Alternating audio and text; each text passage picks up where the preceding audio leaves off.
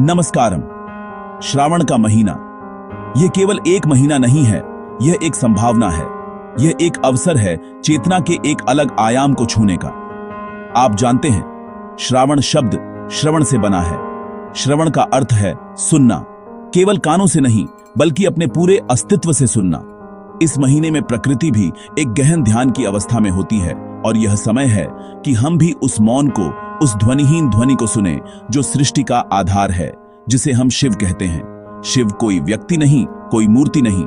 शिव वह शून्यता है जिसमें से सब कुछ उत्पन्न होता है और जिसमें सब कुछ विलीन हो जाता है। एक समय माता पार्वती ने आदियोगी से पूछा, हे प्रभु, इस संसार के मायाजाल में फंसे जीव के लिए मुक्ति का सबसे सहज मार्ग क्या है?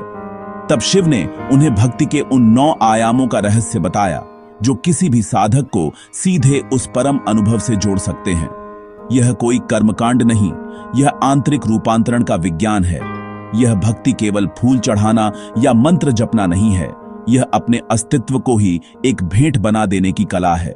यह अपने अहंकार को गलाकर उस परम चेतना के साथ एक हो जाने की प्रक्रिया है।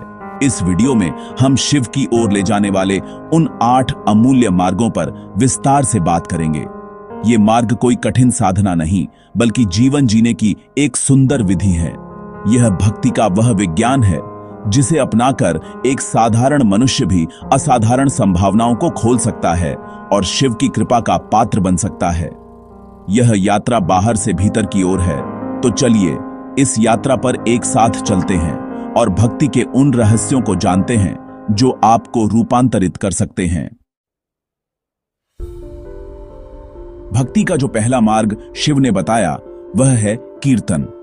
कीर्तन का अर्थ केवल गाना या भजन करना नहीं है। यह ध्वनि के माध्यम से अपनी सीमाओं को तोड़ने का एक शक्तिशाली उपकरण है। जब आप पूरी तन्मयता से, पूरे हृदय से शिव का नाम जपते हैं या उनका गुणगान करते हैं, तो आप केवल शब्द नहीं बोल रहे होते, आप एक विशेष प्रकार की ऊर्जा, एक कंपन पैदा कर रहे होते हैं। यह कंपन आपके भीतर की जड़ता को, आपके मन में जमी हुई परतों को तोड़ने लगता है। आपका शरीर, आपका मन, आपकी ऊर्जा, सब कुछ एक लय में आ जाता है। नाम जपना या भजन गाना कोई मनोरंजन नहीं है, यह एक साधना है। जब आप शिव कहते हैं तो आप केवल एक शब्द नहीं कह रहे। शी का अर्थ है ऊर्जा, शक्ति। उव का अर्थ है विस्तार, शून्य।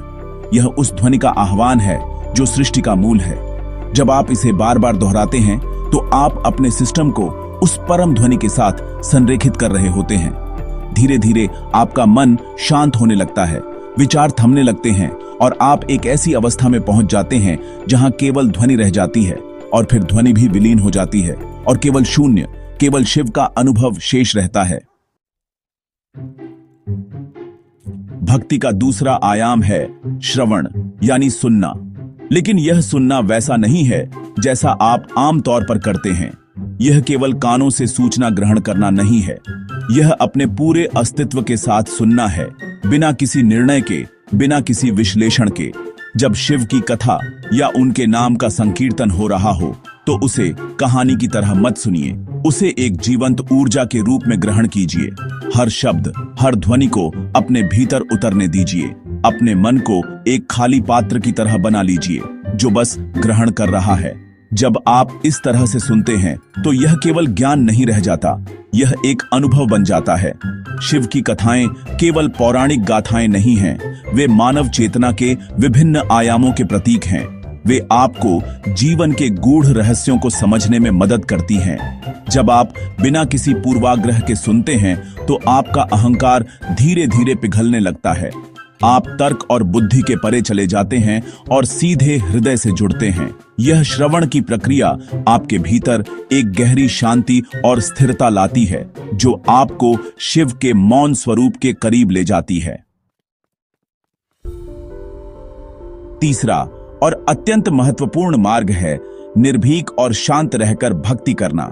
देखिए, जहां भय है वहां भक्ति नहीं हो सकती। भक्ति का जन्म प्रेम से होता है और प्रेम में भय का कोई स्थान नहीं है।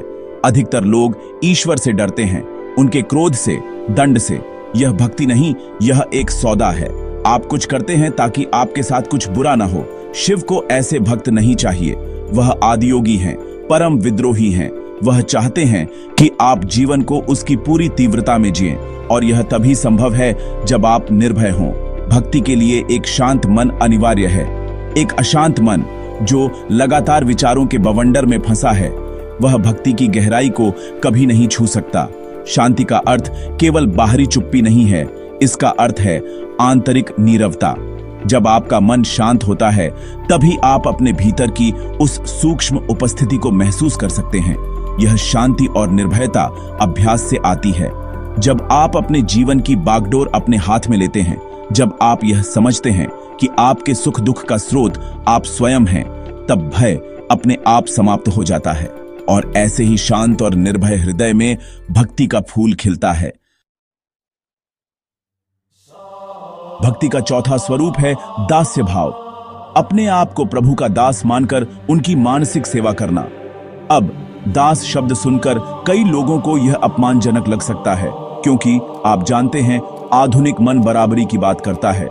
लेकिन यहां दास का अर्थ गुलामी नहीं है। यहां दास का अर्थ है अपने अहंकार का पूर्ण विसर्जन। यह समझना कि मैं कुछ भी नहीं हूं, जो कुछ भी है वह शिव है। जब यह भाव आपके भीतर गहनता से उतर जाता है, तो आपका हर कर्म एक सेवा बन जाता है, एक पूजा बन जाता है। मानसिक सेवा का अर्थ है कि आप जो कुछ भी सोच रहे हैं, जो कुछ भी कर रहे हैं, वह उनके लिए कर रहे हैं। आप चलते हैं तो महसूस करते हैं कि आप उनके लिए चल रहे हैं। आप खाते हैं तो महसूस करते हैं कि आप उन्हें भोग लगा रहे हैं। आप सांस लेते हैं तो महसूस करते हैं कि यह उनकी दी हुई प्राण ऊर्जा है।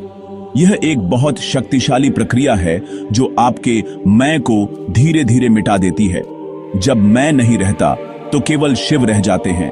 यह विनम्रता और सेवा का भाव आपको बोझ से मुक्त करता है और आपके जीवन को एक अद्भुत दिव्यता और आनंद से भर देता है। पांचवा मार्ग है पूजन। अपनी क्षमता और सामर्थ्य के अनुसार पंचोपचार या षोडशोपचार पूजन करना।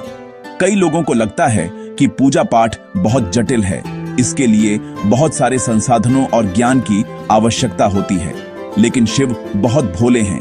उन्हें आडंबर नहीं, भाव प्रिय है। आप उन्हें सोने चांदी के बर्तन में भोग लगाएं या केवल एक लोटा जल और एक बिल्वपत्र अर्पित करें, उनके लिए दोनों समान हैं यदि आपका भाव सच्चा है। महत्वपूर्ण यह नहीं है कि आप क्या चढ़ा रहे हैं, महत्वपूर्ण यह है कि आप किस भाव से चढ़ा रहे हैं। पंचोपचार का अर्थ है 5 सरल वस्तुओं, गंध, पुष्प, धूप, दीप और नैवेद्य से पूजन करना। यह प्रकृति के 5 तत्वों का प्रतीक है। जब आप यह सब अर्पित करते हैं तो आप प्रतीकात्मक रूप से अपना सब कुछ, अपना पूरा अस्तित्व उन्हें समर्पित कर रहे होते हैं।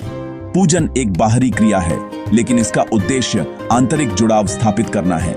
यह आपको एक क्षण के लिए अपनी दुनिया से निकालकर उस दिव्य दुनिया से जोड़ने का एक माध्यम है। अपनी क्षमता के अनुसार जो भी संभव हो, सरलता और प्रेम से किया गया पूजन शिव तक अवश्य पहुंचता है।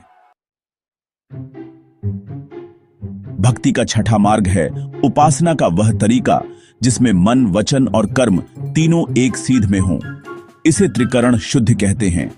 आप मन से जो अनुभव कर रहे हैं, वचन से वही कह रहे हैं और कर्म से वही कर रहे हैं।